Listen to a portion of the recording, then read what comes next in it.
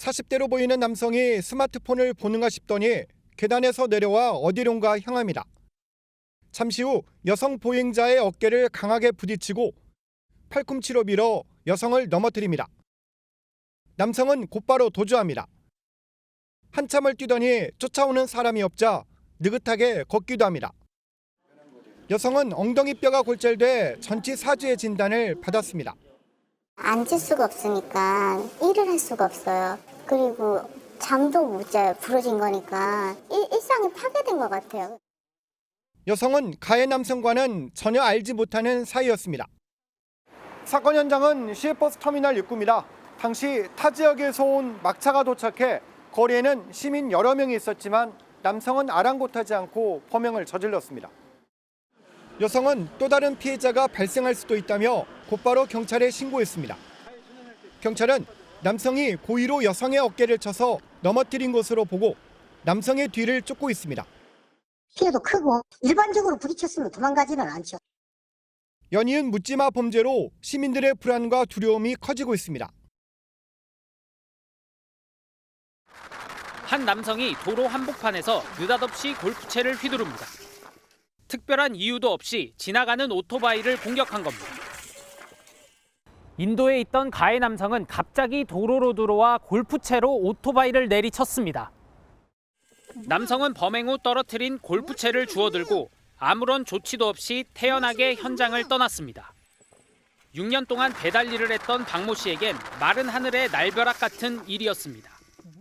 박 씨는 다리를 다쳐 전치 2주 진단을 받았는데 무엇보다 힘든 건 정신적인 충격입니다. 제가 따라가려고 좀 쫓아왔어요. 근데 아무래도 골프채를 들고 있다 보니까 무섭더라고요. 다가갈 수가 없었어요. 왜냐면 이 차로 또 맞을 것 같아서. 경찰은 범행 현장에서 약 800m 떨어진 오피스텔에서 가해 남성인 20대 A씨를 붙잡았습니다. A씨는 현재 범행 동기를 밝히지 않은 것으로 알려졌는데 서울 강남경찰서는 A씨에 대해 특수폭행 혐의를 적용하고 기소 의견으로 검찰에 송치했습니다. 자, 지하철 내부 모습이죠. 한 남성이 갑자기 앉아있는 승객에게 발길질을 퍽 합니다.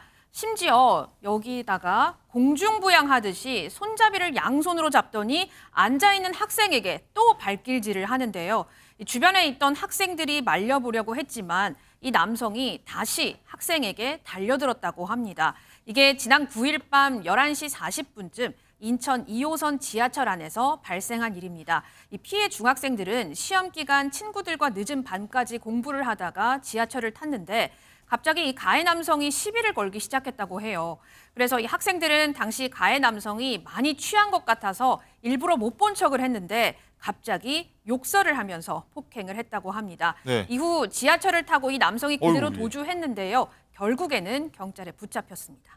김진희 변호사님, 이거 학생들 좀 무방비로 당한 거잖아요. 뭐 많이 다쳤을 것 같은데 어때요? 네, 일단 이 학생 중에 한 명은 뇌출혈 의심 소견으로 전치 2주의 이제 부상을 입었다고 뇌출혈 합니다. 네네. 그렇기 때문에 이제 부상 정도가 좀 그래도 뭐 생각보다는 그렇게 크지 않아서 그나마 이제 다행이라고 할 수는 다행입니다. 있을 것 같은데요. 일단 이 날차기를 한 남성 같은 경우에는 경찰에 자진 출석을 했다고 합니다. 그래서 이제 경찰에다가 진술을 했는데 진술 내용을 보면 이유가 있어서 그랬다라고 이제 진술을 했다는 이유가 겁니다. 있어서 그랬다? 그래서 뭐 이유라는 게 뭔지는 모르겠지만 사실 이유가 있다 그래서 이렇게 폭행을 한다는 것 자체가 일단 말이 안 되긴 합니다만 그렇죠. 이렇게 일단 진술을 했다는 것이고요. 그리고 이제 경찰 관계자에 따르면 지금 아직까지는 조사하는 단계이기 때문에 뭐 범행 경위라던가 동기라던가 이런 부분은 좀 더 조사를 해봐야 되는 부분이고 이 발차기를 한 남성 그리고 또 학생들을 불러서 추가 조사를 하고 목격자들도 찾고 있는 상황이라고 합니다. 박 교수님, 네. 이유가 있어서 때렸다. 뭐 맞을 짓을 했다. 뭐 이 얘기입니까? 말이 됩니까? 이게 변명이라고 합니까? 그거는 이제 가해자가 이제 그렇게 이제 일방적으로 이제 주장을 하는 건데 사실 뭐 저희들이 납득하기는 쉽지 않습니다. 예. 뭐 그럼에도 불구하고 아마 뭐 자신이 뭐 학생들에게 무슨 말을 하거나 이제 뭐 행동을 지적하거나 했는데 아이들이 제대로 이제 자기 말을 갖다 이제 들어주지 않았거나 또는 자기 말을 뭐 무시하고 이제 욕을 했다. 뭐 이런 것 때문에 자기는 이유가 있다고 생각을 하지만 그렇다고 해가지고 이런 어린 중학생들을 대상으로 폭행하는 이런 행동이 합리화되거나 정당화될 수가 없는 거죠. 김광삼 교수님, 이제 범죄를 저지른 사람들이 보통 이러잖아요. 뭐 음주를 해서 그랬다, 만취해서 그랬다, 뭐 심신미약 상태였다 이런 말들을 하면서 뭐 좀 피해가려고 하는데 이런 게 좀 용인돼서는 안 될 것 같아요. 그 2018년도 이전에 2018년도 11월 이전에는요. 심신미약 주장을 변호사들이 굉장히 많이 합니다. 그리고 경우에 따라서는 뭐 우리 변호사끼리 하는 얘기가 있는데 술을 먹인다는 얘기를 많이 해요. 그러니까 심신 감경을 받기 위해서 술이 안 먹었는데도 먹었다는 취지 먹었다고 주장해서 해라, 뭐 이런 식으로. 그런 형량을 이제 감경시키는 그런 방법을 많이 썼었어요. 예. 그러다 보니까 많이 문제가 됐고 특히 이제 성범죄랄지 음주운전 이런 데서는 심신 감경하는 게 지금 말이 되지 않는 거거든요. 네. 대부분 술 먹고 하는 거예요. 그래서 2018년도 11월 29일에 법이 개정이 됩니다. 그래서 전에는 만약에 술을 먹어서 심신이 미약하다는 것이 밝혀지면 판사가 당연히 의무적으로 형을 깎게 돼 있어요. 그런데 2018년 11월 달에 법이 개정되면서 감경할 수 있다 이렇게 돼 있어요. 감경해도 되고 안 해도 된단 말이에요. 이제 그러면서 경향이 어떻게 왔냐면 재판부가 대부분이 아무리 술을 많이 먹고 어떤 심신미약을 주장해도 이것을 형량에 반영하지 않아요. 그래서 요즘의 어떤 법원의 추세는 심신미약 주장이 형량에 영향을 거의 미치지 않는다. 네. 이렇게 볼 수 있습니다.